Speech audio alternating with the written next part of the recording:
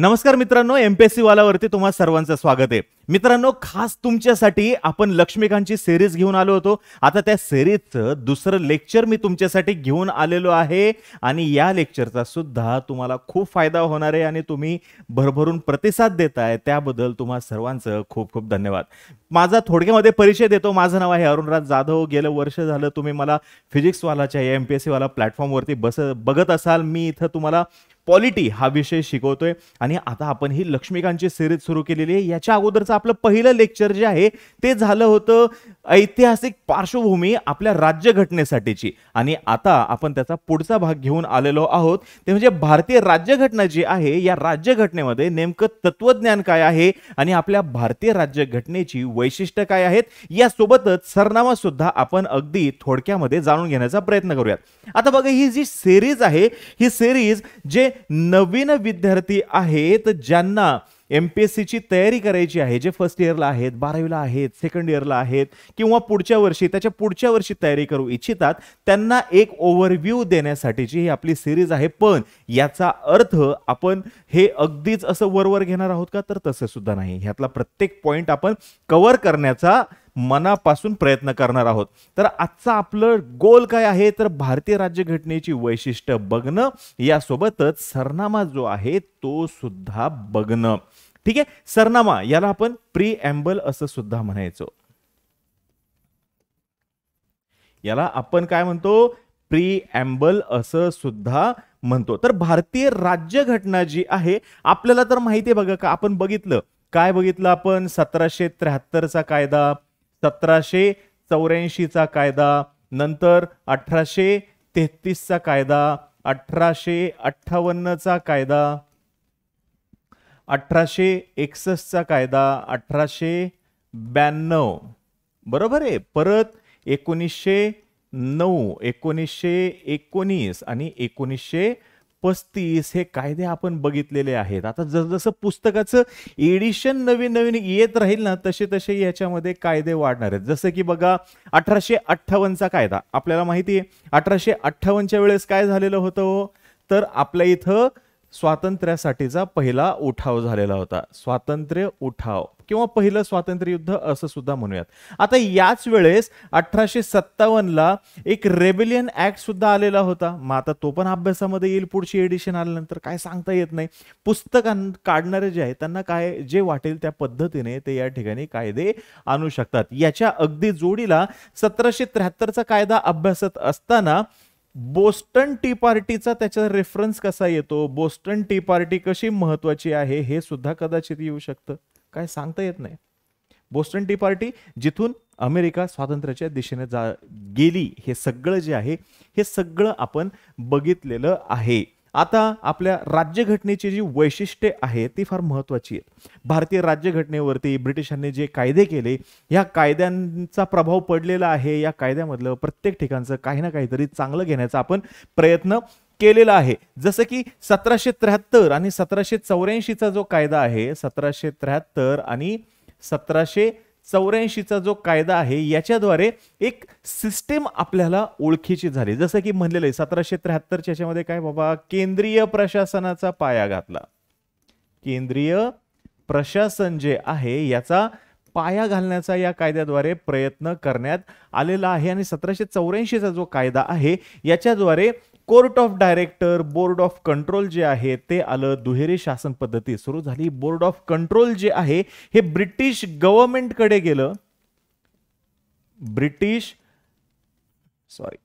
Board of control हे British गव्हर्नमेंटच्या अखत्यारीमध्ये आलं आणि कोर्ट ऑफ डायरेक्टर हे ईस्ट इंडिया कंपनी जी आहे यांच्या अखत्यारीमध्ये राहिलं. मग नंतरच्या काळामध्ये ओपन कॉम्पिटिशन सिस्टीम सुरू करणं असो, भारतीयांना प्रतिनिधित्व देणं असो, पटियालाचा महाराज, बनारसचे पटियालाचे राजा, बनारसचे महाराज आणि सर दिनकरराव या सगळ्यांना दिलेलं प्रतिनिधित्व असो, वेगवेगळ्या कायद्यांद्वारे भारतात काय झालेलं आहे तर संसदीय लोकशाही जी आहे याची काय झालेली आहे, एक पद्धत पडून गेली.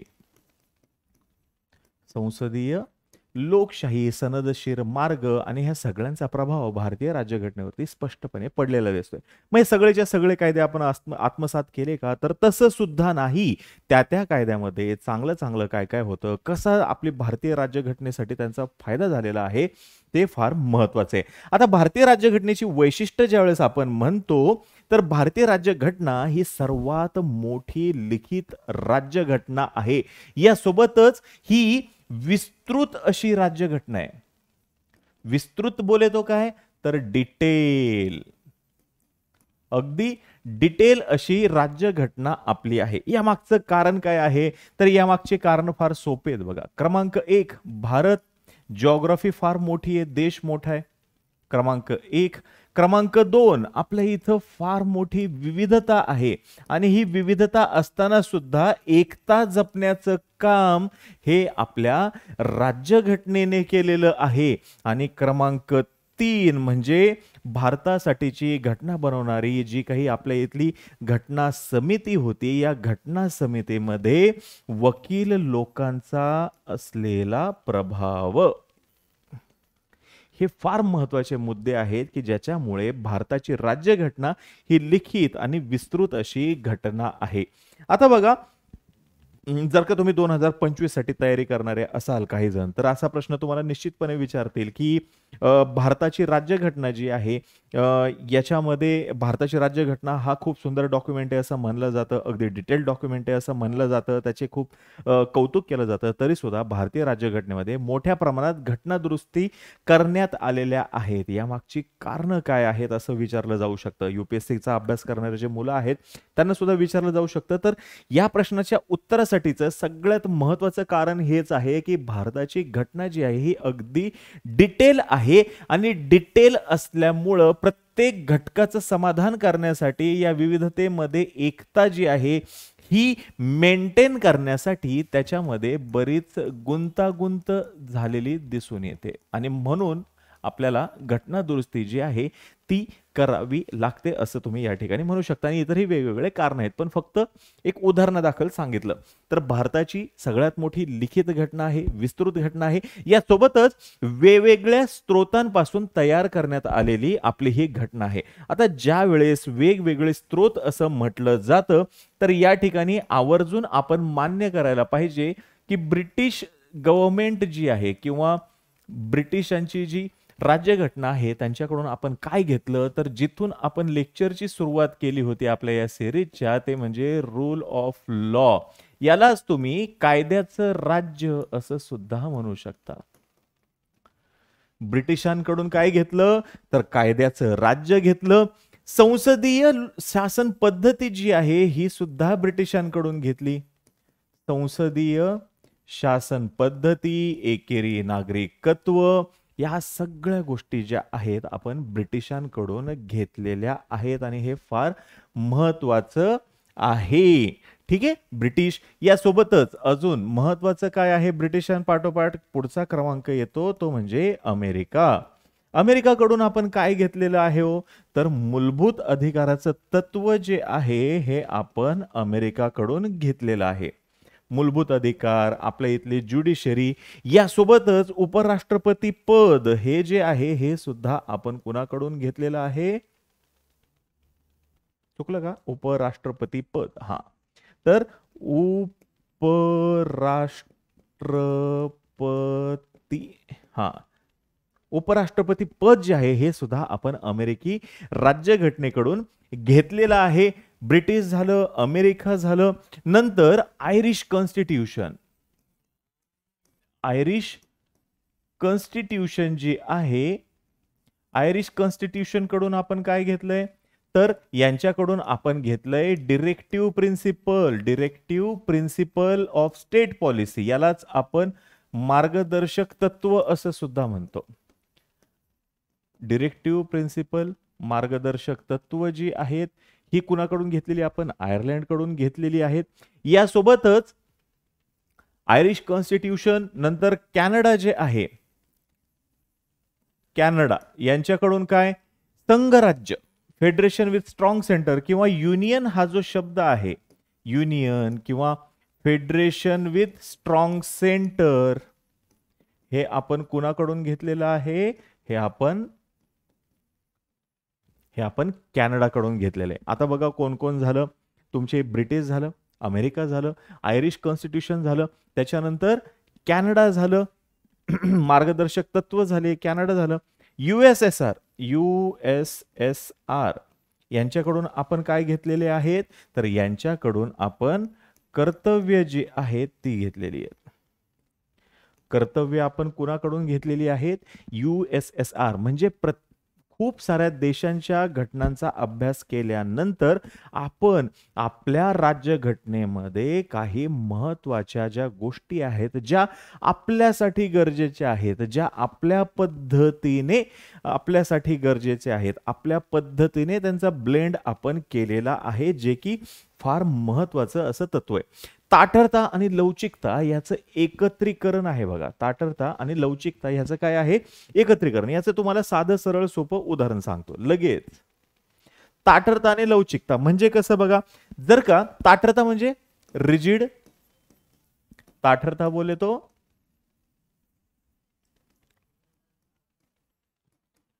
रिजिड, आणि ज्यावेळेस लवचिक म्हणतो तर लवचिक बोले तो इट इज फ्लेक्सिबल.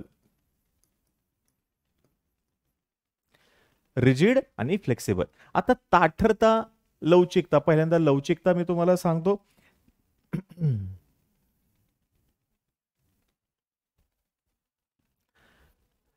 आपल्या इथं नवीन राज्याची निर्मिती करणं हे अगदी सहज साध्य आहे. नवीन राज्य निर्मिती, संसद जी आहे ना, कोणत्याही राज्याची निर्मिती करू शकतं. अगदी साध्या बहुमताने करू शकतात. अगदी कसं करू शकतात?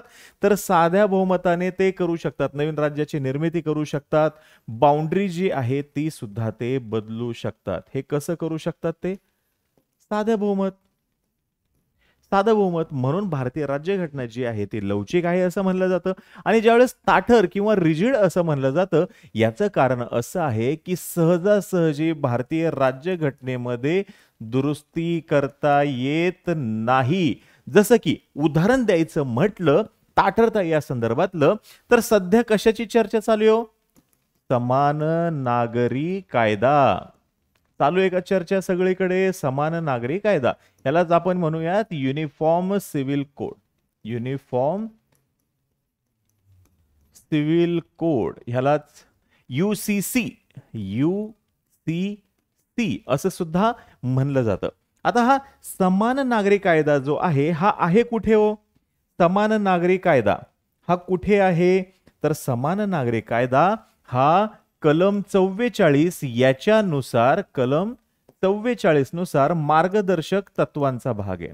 आणि मार्गदर्शक तत्वांमध्ये जर का काही बदल करायचा असेल तर विशेष बहुमताने करावा लागतो. मार्गदर्शक तत्व घ्या किंवा तुमचे मूलभूत अधिकार घ्या, विशेष बहुमताने करावं लागतं. आणि this is not at all easy task. विशेष बहुमताने करायचं म्हणल्यानंतर लोकसभा राज्यसभा दोन्ही ठिकाणी मेजॉरिटी पाहिजे, आणि हे वाटतं तितकं सहज साध्य नाही. म्हणून भारतीय राज्यघटना ही रिजिड आहे असं म्हणलं जातं. होप तुम्हाला सगळ्यांना कळालेलं असेल. आता या संदर्भातला एपिसोड जो आहे आपला समान नागरी कायदा या संदर्भातला व्हिडिओ जो आहे तो उद्या तुमच्या भेटीला येऊन जाईल. आपण डिटेलमध्ये समान नागरी कायदा एक्झॅक्टली आहे काय हे त्या ठिकाणी सांगण्याचा प्रयत्न करणार आहोत. ठीक आहे. पुढे संघराज्य राज्य व्यवस्था आपल्या इथे आहे का? तर हो, संघराज्य राज्य व्यवस्था आहे आपल्या इथं. संघराज्य राज्य व्यवस्था म्हणजे कसं हो? तर संघराज्य राज्य व्यवस्था म्हणजे काय? तर सरळ सोपं त्याला आपण डिस्ट्रीब्युशन ऑफ पॉवर असं म्हणू शकतो. हा रंग दिसत असेल अशी अपेक्षा आहे. डिस्ट्रीब्युशन ऑफ पॉवर नाही दिसत आहे व्यवस्थित, दुसरा रंग वापरतो.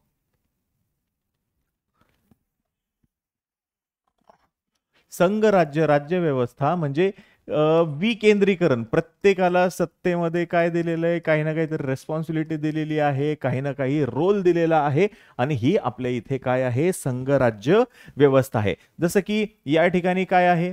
केंद्र आहे. केंद्राच्या खाली काय आहे हो? राज्य आहे. राज्याच्या खाली आपल्या इथं काय आहे? पंचायत सिस्टीम आहे का? हो म्हणा. तर हो आहे, आपल्या इथं पंचायत सिस्टीम आहे, केंद्र आहे, केंद्राच्या खाली राज्य आहे, राज्यासोबत पंचायत आहे, अगदी गाव पातळीवरती ह्या सगळ्या गोष्टी आपल्या इथं आहेत. ठीक आहे. संघराज्य राज्य व्यवस्था म्हणून ह्याला काय म्हणलेलं आहे, संघराज्य राज्य व्यवस्था हे आपल्या राज्यघटनेसाठीचं फार महत्वाचं असं वैशिष्ट्य आहे. पुढे संसदीय शासन पद्धती, मगाशी तर सांगितलं संसदीय शासन पद्धतीचा आपण स्वीकार केलेला आहे का, तर होय, संसदीय शासन पद्धतीचा आपण काय केलेला आहे, स्वीकार केलेला आहे. आणि संसदीय शासन पद्धती आपल्या इथे आहे हे आपल्यासाठीचं फार महत्वाचं असं तत्व आहे, आपल्या राज्यघटनेसाठीचं सगळ्यात महत्वाचं ते तत्व आहे.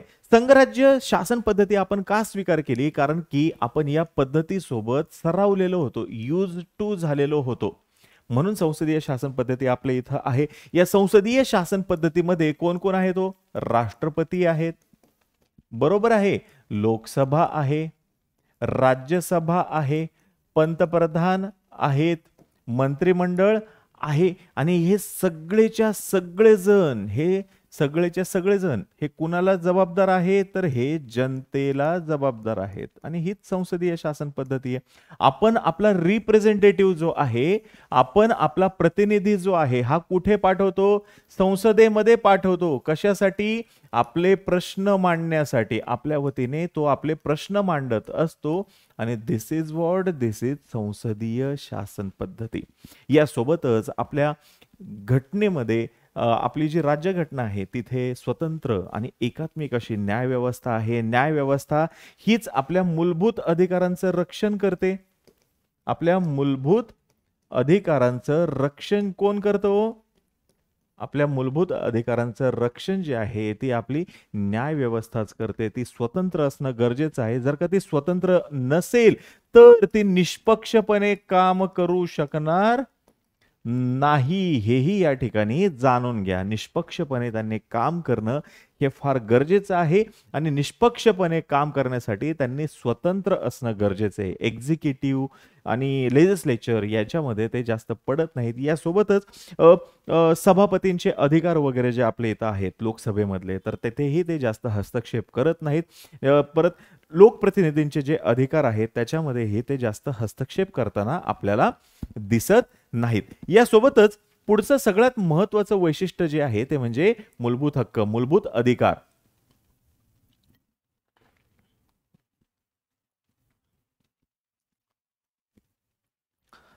अमेरिकन राज्यघटनेकडून आपण हे मूलभूत हक्क हे घेतलेले आहेत अमेरिकन राज्यघटनेकडून, पण आपले मूलभूत हक्क हे अधिक विस्तृत आहेत, अधिक डिटेल डॉक्युमेंट आहे असं म्हणलं तरी चालेल. घटनेच्या भाग 3 मध्ये कलम 12 पासून कलम 35 पर्यंत मूलभूत हक्क हे आपल्या भारतीय राज्यघटनेमध्ये दिलेले आहेत. आणि सगळ्यात भारी गोष्ट काय माहितीये का, सगळ्यात भारी गोष्ट काय आहे, जर का या मूलभूत अधिकारांचं उल्लंघन झालं किंवा या मूलभूत अधिकारांवर गदा आली, मूलभूत अधिकारांवर गदा आली, तर व्हॉट टू डू किंवा रेमेडी काय आहे, रेमेडी काय आहे, is itself a fundamental right, is itself a fundamental right.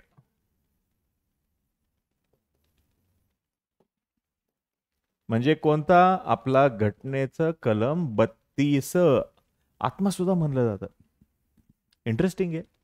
असं नाही केलेलं की बाबा जर का असं झालं तर कृपया पुस्तक क्रमांक 5 बघावे, असं काही केलेलं आहे का, तर नाही. आणि म्हणून मूलभूत हक्क जे आहेत ते आपल्या घटनेचा सगळ्यात महत्वाचा असा भाग आहे, आपल्या घटनेचं सगळ्यात महत्वाचं वैशिष्ट्य आहे. या मूलभूत हक्कांमुळे तुमच्या आमच्यामध्ये, आपल्या सगळ्यांमध्ये राजकीय समानता ही निर्माण होते, न्यायाची भावना जी आहे ती वृद्धिंगत होते. राजकीय समानता, न्याय ही भावना वृद्धिंगत होते आणि अल्टिमेटली राष्ट्राची एकता सुनिश्चित होते. बरोबर आहे, कारण की मूलभूत अधिकार हे सर्वांना समान आहेत, कुणाला कमी कुणाला जास्त असं केलेलं आहे का, तर बिलकुल आपल्या इथं तसं केलेलं नाही. सगळ्यांना समान दिलेले आहेत, सगळ्यांना तितकेच दिलेले आहेत. याच्यामध्ये कुठेही मापामध्ये पाप केलेलं नाही आणि ह्याच्यातूनच राष्ट्राची एकता जी आहे ती सुनिश्चित केलेली आहे. प्रत्येक घटकाला न्याय देण्याचा प्रयत्न केलेला आहे. प्रत्येक घटकाला न्याय देण्याचा प्रयत्न या मूलभूत हक्कांमध्ये केलेला आहे. जात, धर्म, वंश, पंथ, लिंग या सगळ्यांच्या पलीकडे जाऊन हा विचार केलेला आहे आणि हा विचार फार मोठा आहे. बघा ना, हार्डली 14% लोकसंख्या जी आहे ती आपल्या इथं स्वातंत्र्य मिळालं त्यावेळेस एज्युकेटेड होती, लिटरेट म्हणूयात आपण, शिक्षित होती. ठीक आहे. आणि या लोकांना उरलेले जे आहेत त्यांचं काय, मग या सगळ्यांना सरसकट लोकशाही मिळाली, सरसकट सगळ्यांना मूलभूत हक्क मिळाले, सरसकट सगळ्यांना मूलभूत हक्क मिळाले. This is beauty of our constitution. आणि आपले जे फोर फादर आहेत, जे घटनाकार आहेत, त्या सगळ्यांचं हे कौतुक करावी अशीच गोष्ट आहे, माहिती आहे का? कारण की कोणताही विशेष संघर्ष न करता ह्या गोष्टी मिळाल्यात. आपण संघर्ष कशासाठी करत होतो? संघर्ष स्वातंत्र्यासाठीचा चालू होता, स्वप्न स्वातंत्र्याचं पडत होतं, पण हे सर्व काही त्याच्या सोबत मिळालेले आहे. लोकशाही मिळालेली आहे, मूलभूत हक्क मिळालेले आहेत, न्यायाची भावना सगळ्यांमध्ये निर्माण झालेली आहे, सगळे आपण समान आहोत, आपण सर्वजण भारतीय आहोत. हे सगळं कुठून आलेलं आहे? तर हे सर्वच्या सर्व मूलभूत हक्क. कुणाला कमी नाही, कुणाला जास्त नाही. जसा मला भाषण स्वातंत्र्य आहे तसं तुम्हाला भाषण स्वातंत्र्य आहे. जसं कुणाला देशामध्ये कुठेही वास्तव्य करण्याचं स्वातंत्र्य आहे तसं ते प्रत्येकाला आहे. पण मूलभूत हक्क म्हणजे काहीही करण्यासाठीचा परवाना निश्चितपणे नाही. मूलभूत हक्क हे एका पद्धतीचं बंधन सुद्धा आहे. जिथे तुमचं स्वतःचं स्वातंत्र्य सुरू होतं, जिथं तुमचं स्वतःचं स्वातंत्र्य सुरू होतं त्याच ठिकाणी दुसऱ्याचं स्वातंत्र्य काय झालेलं असतं? संपलेलं असतं. दुसऱ्याचं वर्तुळ वेगळं आहे, तुमचं वर्तुळ वेगळं आहे. कुणी कुणाला खेटायला जायची गरज नाही, असं हे चुकीचं आहे. कुणीही कुणाच्या भावना ज्या आहेत त्या दुखावल्या नाही पाहिजेत. मी स्वतंत्र असणं, स्वातंत्र्य आणि स्वैराचार याच्यामध्ये फार फिकट लाईन आहे बघा. स्वातंत्र्य हे प्रत्येकाला आहे हे समजून घेणं ही पूर्व अट फार महत्वाची. मला जसा मूलभूत अधिकार आहे तसाच तो समोरच्याला सुद्धा आहे हे मान्य करणं फार गरजेचं आहे या ठिकाणी. पुढचं महत्वाचं जे आहे तर आपलं वैशिष्ट्य ते म्हणजे राज्याची कल्याणकारी मार्गदर्शक तत्वे. आता ही मार्गदर्शक तत्वे जी आहेत ही निश्चितच जस्टिसिएबल नाही आहेत, म्हणजे याच्यासाठी तुम्ही कोर्टामध्ये जाऊ शकत नाही. तरी सुद्धा युनिफॉर्म सिव्हिल कोडच्या निमित्ताने का होईना आपल्याला लक्षात आलेलं आहे की मार्गदर्शक तत्व जी आहे ते आपल्या भारतीय राज्यघटनेसाठीची फार महत्वाची आहेत. घटनेच्या भाग 4 मध्ये आणि कलम 36 ते 51 मध्ये या मार्गदर्शक तत्वांचा समावेश झालेला आपल्याला दिसतो. याचं 3 भागामध्ये विभाजन केलेलं सुद्धा दिसतं बघा. एक आहे ते म्हणजे समाजवादी, दुसरं जे आहे ते आहे गांधीवादी आणि तिसरं जे आहे ते म्हणजे उदारमतवादी. हे 3 ह्याचं काय केलेले आहेत, ह्याचे हे बायफर्गेशन केलेलं, पण हे मूळ घटनेमध्ये दिलेलं नाही. नंतर घटनेचा अभ्यास करणारे जे आहेत अभ्यासक त्यांनी ह्याचं 3 भागामध्ये विभाजन केलेलं आपल्याला दिसतं. कल्याणकारी मार्गदर्शक तत्व ही आदर्श राष्ट्राच्या संकल्पनेकडे घेऊन जाणारी आहेत. कोणत्याही राष्ट्राची निर्मिती ही आदर्श राष्ट्र होण्यासाठीच झालेली असते, हे तुम्ही हे मान्य कराल. प्रत्येकाला काय व्हायचंय, आम्हाला तुमच्या सोबत नाही राहायचं का, तर आम्ही तुमच्यापेक्षा अजून चांगल्या पद्धतीने करू शकतो. That is why what we need स्वातंत्र्य फ्रॉम यू. आमच्या स्वतःच्या आकांक्षा अपेक्षा ज्या आहेत त्या वेगळ्या आहेत, त्या तुमच्यासोबत फुलफिल नाही होऊ शकत. दॅट इज वाय आम्हाला स्वातंत्र्य हवं, आदर्श राष्ट्र निर्माण करायचं आहे. आणि हे आदर्श राष्ट्र निर्माण करण्यासाठीचा सर्वोत्तम मार्ग म्हणजे ही कल्याणकारी मार्गदर्शक तत्व आहेत बघा.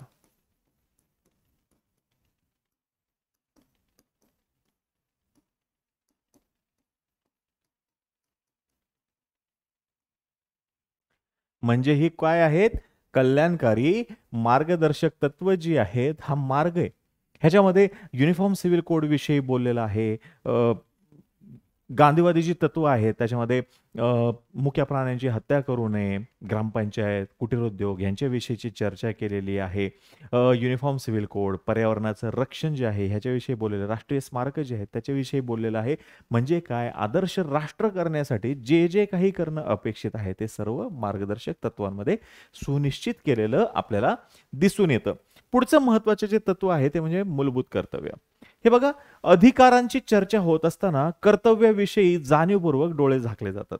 कर्तव्य फार महत्वाचे आहेत. मूळ राज्यघटनेमध्ये कर्तव्य जे आहेत ते समाविष्ट केलेले नाहीयेत, कारण की देश स्वतंत्र झाला ज्यावेळेस ही सर्व प्रक्रिया चालू होती त्यावेळेस प्रत्येक भारतीय एका वेगळ्या उत्साहाने पेटलेला होता, एका वेगळ्या स्वप्नाने पेटलेला होता आणि त्यांना कर्तव्याची आठवण करून देण्याची गरज नव्हती.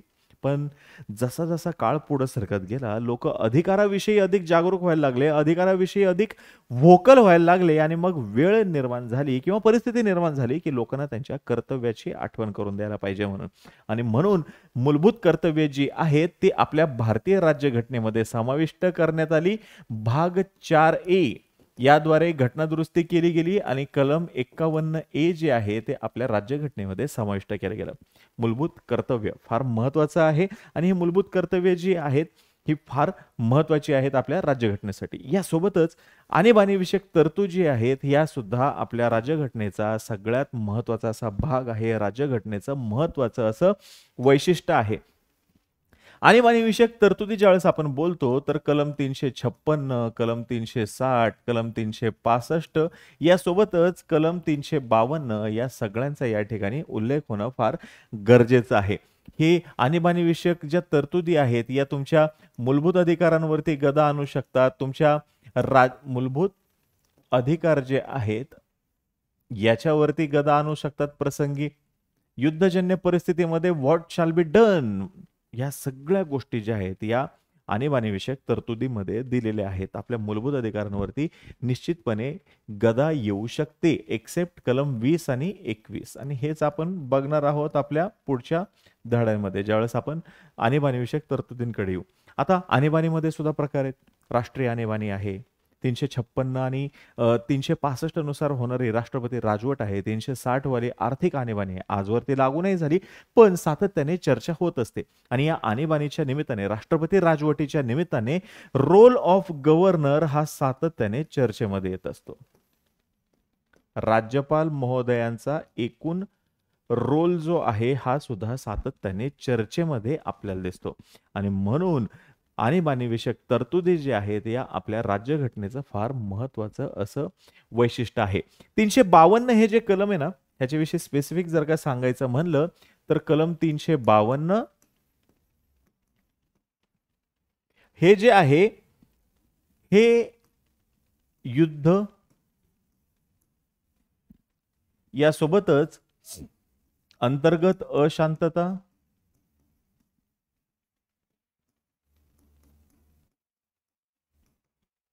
परकीय आक्रमण या सर्व परिस्थितीमध्ये व्हॉट टू डू म्हणजे सरकारने काय करायला पाहिजे ह्या सगळ्यांविषयी कलम 352 मध्ये चर्चा केलेली आपल्याला दिसून येते. फार महत्वाचं हे आर्टिकल आहे. युद्ध आणि परकीय आक्रमण ह्याला एक्सटर्नल एमर्जन्सी म्हणू शकतो आपण. एक्सटर्नल एमर्जन्सी आणि अंतर्गत अशांतता जी आहे ती इंटरनल एमर्जन्सी. मग कोणत्या कलमानुसार तुमचं मूलभूत अधिकारांची गळचेपी होऊ शकते, होते किंवा नाही होत, कोर्टाचा नेमका रोल काय आहे, कुठपर्यंत प्रशासन जे आहे ते निर्णय घेऊ शकतं, या सगळ्या गोष्टी इथे महत्वाच्या आहेत आणीबाणी विषयक तरतुदीमध्ये. आणि सगळ्यात महत्वाचा मुद्दा म्हणजे धर्मनिरपेक्ष राज्य. हे आपल्या सगळ्यात भारी असं वैशिष्ट्य आहे. धर्मनिरपेक्ष आहोत का आपण? येस, डेफिनेटली वी आर धर्मनिरपेक्ष, सेक्युलर आहोत. आणि हे सेक्युलर असण्यासाठीच आपलं स्वतःचं तत्वज्ञान जे आहे तेही फार महत्वाचं आहे ना. सेक्युलर म्हणजे काय? आता ह्या सेक्युलरचं अमेरिकन कॉनोटेशन काय आहे? अमेरिका काय म्हणतं?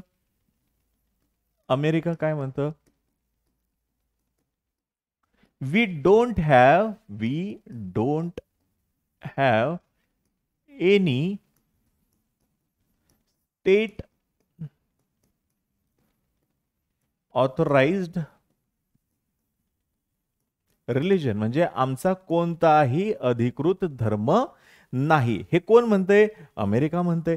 आणि ह्याच्याहून भारत काय सुंदर शब्द वापरलेत बघा. भारत काय म्हणतो? सर्व धर्म समभाव. हा आपला स्वतःचा सेक्युलरिझम आहे. सर्व धर्म समभाव हा काय आहे आपला? हा आपला स्वतःचा सेक्युलरिझम आहे. आपलं स्वतःचं याच्यामध्ये तत्वज्ञान जे आहे हे आपल्याला स्पष्टपणे दिसतंय. धर्मनिरपेक्ष राज्य. आणि हे धर्मनिरपेक्ष राज्य असल्यामुळेच 1947 पासून ते आजपर्यंत स्वातंत्र्याची 75 वर्ष झाली. वेगवेगळ्या धर्माचे, पंथाचे, जातीचे लोक जे आहेत ते या देशामध्ये गुण्यागोविंदाने राहत आहेत. कुणालाच आपल्यावरती अन्याय केल्यासारखं वाटत नाही. काही परिस्थिती निर्माण होते, मनमुटाव असू शकतात, निश्चितपणे असू शकतात. घरामध्ये पण कुरबुरी होतातच की नाही, कुठं होतात. पण त्याच्यावरती सुद्धा मार्ग काढला जावा हेच आपल्याला घटना सांगत राहते. मार्ग निघतो. चर्चेने सर्व प्रश्न सुटू शकतात. क्लिअर आहे? मग ही जी वैशिष्ट्य आहेत फार महत्वाची आहेत. आता आपले परिशिष्ट जे आहेत त्याच्यामध्ये पहिलं परिशिष्ट काय हो? राज्यांची नावे. पहिलं परिशिष्ट कशा संदर्भात आहे? राज्यांची नावे. दुसरं जे आहे ते आहे काय? पगार भत्ते, मराठीमध्ये पगार भत्ते. तिसरं जे आहे ते शपथ. आता हे पगार आणि भत्ते कुणाचे सांगू का? जी निरपेक्षपणे ज्यांनी काम करणं अपेक्षित आहे ना त्यांचे पगार आणि भत्ते यांचीच इथं चर्चा आहे. नंतर 3 नंबरला आहे शपथ. चौथं जे आहे राज्यसभेतील जागा. राज्यसभा जागा चौथं परिशिष्ट. 5वं जे आहे administration and control of scheduled areas and scheduled tribes. 6वं administration of tribal areas in Assam, Meghalaya, Tripura आणि मिझोरम. 7 नंबरला सूची आहे. 8 नंबरला भाषा आहे. 7 नंबरला सूची आहे. 8 नंबरला भाषा आहे. भाषा जे आहे मूळ घटना जी आहे त्याच्यामध्ये 8च परिशिष्ट होती. 395 कलम, 8 परिशिष्ट आणि 8वं जे परिशिष्ट आहे भाषेसंदर्भातलं तिथे स्पेसिफिकली काही घटनादुरुस्ती झालेल्या आहेत. 21वी घटनादुरुस्ती, 71वी घटनादुरुस्ती आणि 92वी घटनादुरुस्ती. 21व्या घटनादुरुस्तीनुसार सिंधी ही भाषा आपल्या भारतीय राज्यघटनेमध्ये ऍड करण्यात आली. राज्यघटनेद्वारे अधिकृत भाषा म्हणून 71व्या घटनादुरुस्तीनुसार कोकणी, मणिपुरी आणि नेपाळी ही भारतीय राज्यघटनेतली अधिकृत भाषा म्हणून ऍड केली गेली. 92वी घटनादुरुस्ती जी आहे त्याच्यानुसार बोडो, डोगरी, मैथिली, संथाली या भाषा ज्या आहेत त्या ऍड केल्या गेल्या. ओरिजिनल जी राज्यघटना आहे त्याच्यामध्ये घटनेने मान्य केलेल्या 14 लँग्वेजेस होत्या. पण या 14 लँग्वेजेस होत्या ओरिजिनल घटना जी आहे आपली ती. ठीक आहे. पण या 3 घटनादुरुस्त्या ज्या आहेत 21 + 71 = 92 यांच्यानुसार 14 + 8 अशा आपल्या इथं आता 22 अधिकृत भाषा आहेत. हे काय आहे? घटनादुरुस्ती 21st, 71st, 92nd. Clear? 8 original आपल्या इथं काय होत्या? 8 ओरिजिनल आपल्या इथं परिशिष्ट होती. 9वं परिशिष्ट जे आहे ते पहिल्या घटनादुरुस्तीद्वारे ऍड करण्यात आलेले. पहिली घटनादुरुस्ती. आणि जमिनी संदर्भातले जे काही वाद होते वगैरे वगैरे ह्याच्यातून संपत्तीचा अधिकार हे जे आहे त्याच्यातून हे झालेलं आहे. Acts and regulation first amendment 1951. 10वं जे आहे anti defection law 52nd amendment 1985. आणि सध्या ह्याची जोरदार चर्चा आहे. कशाची? अँटी डिफेक्शन लॉची. पक्षांतर बंदी कायदा 1900 कधीच आहे बघा. एक गयालाल म्हणून एक होते, गयालाल. तर हे गयालाल जे आहेत ना पतोडी विधानसभा क्षेत्र, हे गयालाल आहे ना फेमसच होते पक्षांतर करण्यासाठी. आणि एका दिवसात त्यांनी 3 पक्ष बदललेले होते. आणि त्याच्यामुळं पक्षांतरबंदी कायदा असायला पाहिजे अशा चर्चा सुरू झाल्या. यशवंतराव चव्हाण यांच्या नेतृत्वाखाली एक समिती सुद्धा नेमण्यात आलेली होती. त्या समितीने शिफारशी केल्या होत्या की बाबा जो कोणी व्यक्ती पक्षांतर करेल त्याला 1 वर्षापर्यंत बंदी घालावी निवडणूक लढवल्याला, किंवा त्याला परत एकदा राजीनामा देऊन जनतेचा कौल घ्यायला सांगावं. आणि जर का तो निवडून आला तर त्याला मंत्रिमंडळामध्ये सामील करून घेतलं जावं. पक्षांतर ज्या वेळेस होतं ते सत्ता नसलेल्या पक्षातून सत्ता असलेल्या पक्षामध्ये होत असतं, हे जनरली तुम्हाला लक्षात आलेलं आहे. आणि अल्टिमेटली आपल्या इथं झालं काय, 52वी घटनादुरुस्ती 1985 जी आहे याच्यानुसार पक्षांतर बंदी कायदा राजीव गांधी यांच्या काळामध्ये करण्यात आला. अटल बिहारी वाजपेयी यांच्या कार्यकाळामध्ये त्याच्यामध्ये घटनादुरुस्ती करण्यात आली, 91वी घटनादुरुस्ती. 52वी घटनादुरुस्ती जी होती त्याच्यानुसार 103 सदस्यांनी जर का पक्षांतर केलं तर ते वैध मानण्यात येत होतं, पण त्याचा सुद्धा गैरफायदा घेतला जाऊ लागल्यानंतर 91वी घटनादुरुस्ती जी आहे त्याच्यानुसार 203 सदस्यांनी पक्षांतर केलं तर ते वैध मानलं जाऊ लागलं, हे या ठिकाणी समजून घ्या. 11वं जे आहे ते आहे पंचायतशी संबंधित, जे की 73व्या घटनादुरुस्तीने ऍड झालेलं आहे. आणि 12वं परिशिष्ट जे आहे ते म्हणजे म्युनिसिपल कॉर्पोरेशन, जे की 74व्या घटनादुरुस्तीने आपल्या इथं काय झालेलं आहे, ऍड झालेलं आपल्याला दिसून येते.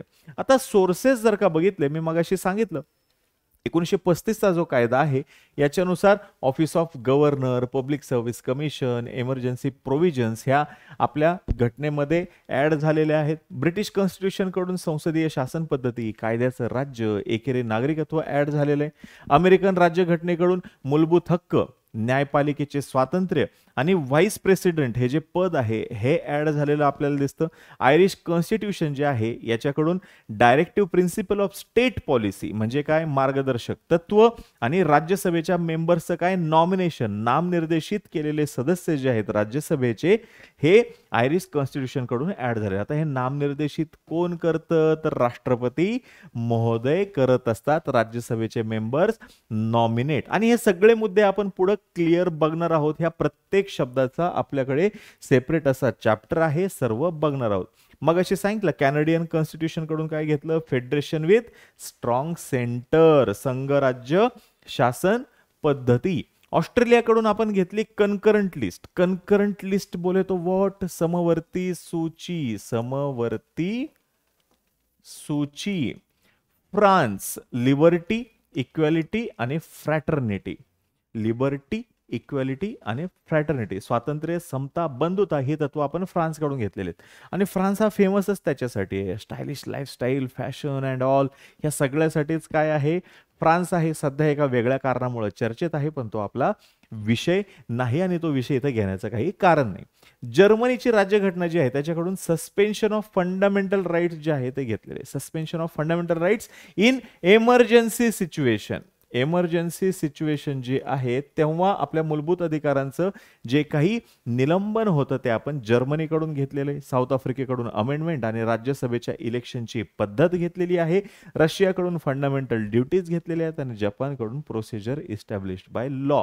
आता हे का घेतलं, कसं घेतलं हा आपला अभ्यासाचा भाग नाही, पण हे आहे तसं पाठ करण्याशिवाय कुणालाही पर्याय नाही. मी केलं होतं, माझ्या आधीच्याही विद्यार्थ्यांनी केलेलं असेल, आता तुम्हीही कराल आणि नंतरच्या काळामध्ये तुमच्या नंतर येणारे जे विद्यार्थी आहेत त्यांना सुद्धा करावं लागणार आहे. क्लिअर आहे. ही आपल्या भारतीय राज्यघटनेची होती काय, वैशिष्ट्य, परिशिष्ट बघितले, सोर्सेस बघितले आपण. आता पुढचं महत्वाचे जे आहे ते म्हणजे भारतीय राज्यघटनेचा सरनामा. अमेरिकेची राज्यघटना जी आहे याच्यानंतर भारतीय राज्यघटना ही एकमेव राज्यघटना आहे की ज्यांचा राज्यघटनेला सरनामा आहे. प्रीएम्बल असं सुद्धा म्हणू शकतो. फक्त मजा अशी आहे की पहिल्यांदा आपली घटना लिहिली गेली, नंतर प्रीएम्बल जी आहे ती लिहिली गेली आणि ती काय झाली, ऍड झालेली आहे. ही प्रीएम्बल जी आहे ह्याचा ऑब्जेक्टिव्ह रिझोल्युशन पंडित नेहरू यांनी मांडलेल्या उद्दिष्टांचा ठराव, ऑब्जेक्टिव्ह रिझोल्युशन मराठीत याला म्हणूयात आपण उद्दिष्टांचा ठराव जे आहे याच्याशी साधर्म्य आहे. उद्दिष्टांचा ठराव याच्याशी साधर्म्य आहे. इथूनच हे घेतलेलं आहे सरनामा. आणि सरनामा जो आहे याला पॉवर कुठून मिळालेली आहे, वी द पीपल, आम्ही भारताचे लोक. वी द पीपल हा काय आहे, पॉवर सोर्स आहे. आणि आम्ही काय करू इच्छितो, तर एक सार्वभौम समाजवादी धर्मनिरपेक्ष लोकशाही गणराज्य या ठिकाणी स्थापन करू इच्छितो. हे या ठिकाणी नमूद केलेलं आहे. फार महत्वाचा डॉक्युमेंट आहे, इंटरेस्टिंग आहे. अमेरिकन राज्यघटना जी आहे त्यांच्याकडे आहे प्रिॲम्बल, त्याच्यानंतर भारतीय राज्यघटना जी आहे, भारतीय राज्यघटनेमध्ये आपल्याला सरनामा दिसतो. अमेरिकन राज्यघटनेची सुरुवात ही प्रस्तावनेने केलेली आहे आणि प्रस्तावना ही आपल्या राज्यघटनेचं ओळख आहे असं नाना पालखीवाला यांनी मत त्यावेळेस मांडलेलं. आणि भारताच्या घटनेची प्रास्ताविका ही पंडित नेहरू यांनी तयार केलेल्या व संविधान सभेत मांडलेल्या उद्देश पत्रिकेवर आधारित आहे. 13 डिसेंबर 1946. याच्या अगोदरच्या 2 तारखा कोणत्या? 9 डिसेंबर 1946. काय झालं? फ्रान्स पद्धतीचं अनुकरण करून सच्चिदानंद सिन्हा यांची तात्पुरते अध्यक्ष म्हणून निवड झाली. पहिली बैठक होती ही, बरोबर आहे. 6 डिसेंबरला संविधान सभेची स्थापना झालेली होती आणि 11 डिसेंबरला झालं काय? 11 डिसेंबरला डॉक्टर राजेंद्र प्रसाद जे आहेत, डॉक्टर राजेंद्र प्रसाद यांची संविधान सभेचे अध्यक्ष म्हणून निवड झाली. एच.सी. मुखर्जी जे आहेत त्यांची उपाध्यक्ष म्हणून निवड झाली आणि सर बी.एन. राऊ हे काय झाले होते? कायदेशीर सल्लागार झाले होते. 9 तारीख, 11 तारीख, 13 तारीख फार महत्वाचे. आणि उद्देश पत्रिका 22 जानेवारी 1947 रोजी हे काय झालेलं आहे? उद्देशपत्र फार महत्वाचं आहे. प्रास्ताविका नेहरू यांनी तयार केलेल्या संविधान सभेत मांडलेल्या उद्देश पत्रिकेवरती आधारित आहे.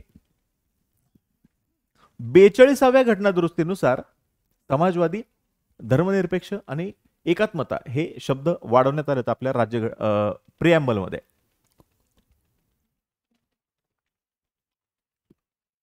संविधानाची जी आपली प्रस्तावना आहे याच्यामध्ये आतापर्यंत फक्त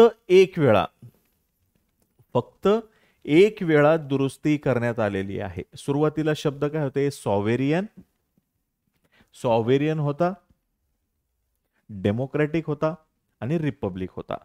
सार्वभौम होता, नंतर लोकशाही होता आणि तिसरा जो आहे तो म्हणजे गणराज्य होता. पण नंतर समाजवादी, धर्मनिरपेक्ष आणि एकात्मता हे 3 शब्द ऍड करण्यात आलेले आहेत. प्रास्ताविका स्पष्ट करते की घटनेला अधिकार कुठून प्राप्त झालेले आहेत? भारतीय जनतेकडून प्राप्त झालेले आहेत. कारण की शब्दच तसेच ना, बघा ना, भारताचे लोक,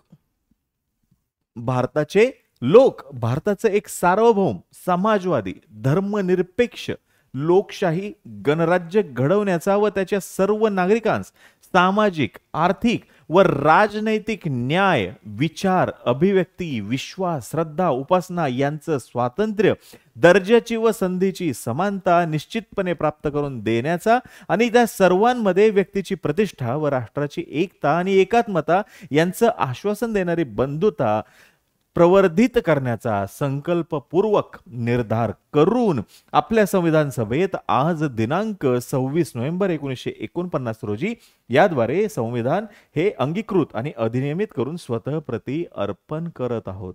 स्पेसिफिक डिटेल काय करायचे? भारतीय राज्याचं स्वरूप काय हो? तर सार्वभौम आहे, समाजवादी आहे, धर्मनिरपेक्ष आहे, लोकशाही आहे, गणराज्य आहे. आता सार्वभौम आहोत म्हणजे काय? तर स्वतःचे निर्णय घेण्यासाठी आम्ही सक्षम आहोत. तुमच्या कोणाच्याही हस्तक्षेपाची गरज नाही, कुणाच्याही दबावाला आम्ही बळी पडणार नाही आणि कुणाच्याही दबावाला बळी पडून आम्ही निर्णय घेणार नाही, हे या ठिकाणी अपेक्षित आहे. राष्ट्र हे सार्वभौम असतं, जनता ही सार्वभौम असते, पण एकटी व्यक्ती ही स्वतंत्र असते. ज्यावेळेस आपण अनेक वचनी बोलत असतो, समग्र बोलत असतो, त्यावेळेस सार्वभौम हा शब्द वापरला पाहिजे. एकट्याविषयी ज्यावेळेस बोलत असतो त्यावेळेस स्वतंत्र असतो आपण सार्वभौम असतो का? तर नाही. सार्वभौम म्हणजे काय? तर we can take our own decision without any external pressure.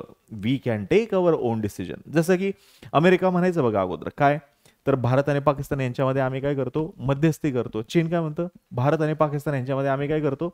मध्यस्थी करतो. आपण म्हणतो भाई तू तुझं बघ, आम्ही आमचं बघतो, आम्ही सार्वभौम आहोत. We are enough sovereign to take our own decision. आम्ही आमचे स्वतःचे निर्णय घेऊ शकतो, आम्ही तितके सक्षम आहोत. म्हणजे आम्ही काय आहोत? आम्ही सार्वभौम आहोत. बरोबर आहे. धर्मनिरपेक्ष बोललेलो आहे, लोकशाही आपल्याला माहिती आहे. गणराज्य हा शब्द फार महत्वाचा आहे. गणराज्य असणं म्हणजे आपला जो हेड आहे, आपल्या देशाचा जो हेड आहे तो निवडून आलेला असतो. भले तो अप्रत्यक्षरित्या निवडून आलेला असतो, पण निवडून आलेला असतो. वारसा हक्काने ते पद आपल्या इथं एका पिढीकडून दुसऱ्या पिढीकडे हस्तांतरित केलं जातं का? तर नाही केलं जात. निवडणुकीद्वारेच ह्या गोष्टी घडत असतात आणि म्हणून भारत हा गणराज्य आहे. रिपब्लिक, लोकांमधून निवडून आलेला हेड असतो आणि दॅट इज व्हाय गणराज्य. हे भारतीय राज्याचं स्वरूप आहे. सार्वभौम समाजवादी धर्मनिरपेक्ष लोकशाही गणराज्य आणि हा क्रम आहे तसा लक्षात ठेवायचा, पेपरला निश्चितपणे विचारला जाऊ शकतो. घटनेचा उद्देश काय हो? उद्देश काय? न्याय, स्वातंत्र्य, समता आणि बंधुता. न्याय, स्वातंत्र्य, समता आणि बंधुता ही सगळी तत्व पाळायची आणि राज्यघटनेची स्वीकृती जी आलेली आहे ती 26 नोव्हेंबर 1949 ला.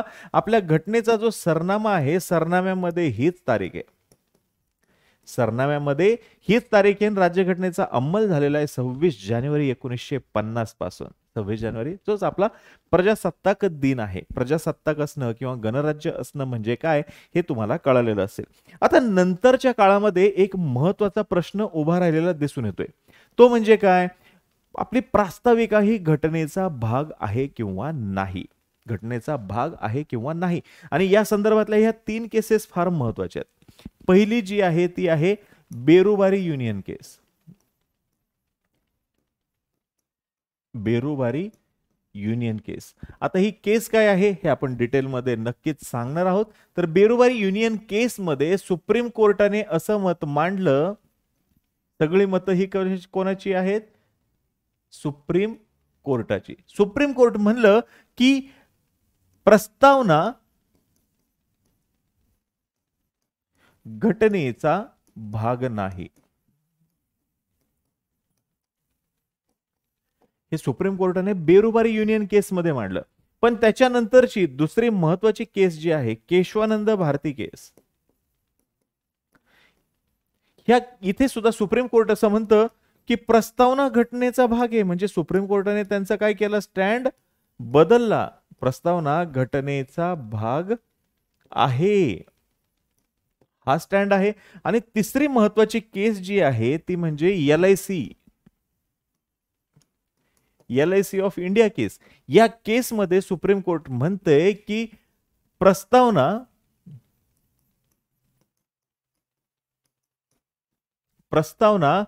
घटनेचा अविभाज्य भाग आहे.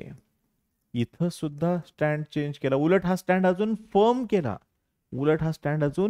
फर्म केला. आपल्याला हे जोड्या लावायला विचारलं जाऊ शकतं. यांच्या डिटेल जे आहेत ते आपण मूलभूत संरचना बघत असताना निश्चितपणे बघूयात. मूलभूत संरचना हा जो आपला चॅप्टर आहे पुढचा, बेसिक स्ट्रक्चर, तिथे आपण बघूया.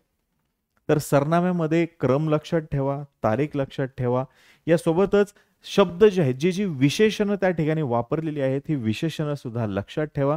आणि एक होमवर्क तुम्हाला मी देणार आहे. खाली कमेंट बॉक्समध्ये सगळ्यांनी सांगायचं आहे हे की प्रस्तावना जी आहे याला भारतीय राज्यघटनेची कुंडली कोण म्हटलेलं आहे, प्रस्तावना याला आत्मा कोण म्हणलेला आहे, ते तुम्ही खाली कमेंट बॉक्समध्ये सांगणार आहे. खूप साऱ्या जणांना उत्तर माहिती असणार आहे. तरी सुद्धा कमेंट बॉक्समध्ये नक्की सांगा ज्यांना कुणाला या प्रश्नाचं उत्तर येत असेल त्यांनी. आणि तारखा लक्षात ठेवा. 9 डिसेंबर लक्षात ठेवा, 11 डिसेंबर लक्षात ठेवा, 13 डिसेंबर लक्षात ठेवा, 26 नोव्हेंबर लक्षात ठेवा, 26 जानेवारी सुद्धा लक्षात ठेवा. या तारखा लक्षात ठेवल्या तर तुमच्या पास होण्याच्या शक्यता ह्या निश्चितपणे वाढणार आहेत. आणि अभ्यास याच पद्धतीने करायला पाहिजे. या पद्धतीने अभ्यास केला तर यश हे तुमचंच आहे. व्यवस्थित बघा, लेक्चर छान पद्धतीने बघा. आणि अजून काही याच्याविषयी शंका असतील खाली कमेंटमध्ये नक्की सांगा. उत्तर देण्याचा निश्चितपणे प्रयत्न केला जाईल. तर होप तुम्हाला हे लेक्चर आवडलेलं असेल. जय हिंद, जय महाराष्ट्र. टेक केअर आणि अभ्यास करत राहा.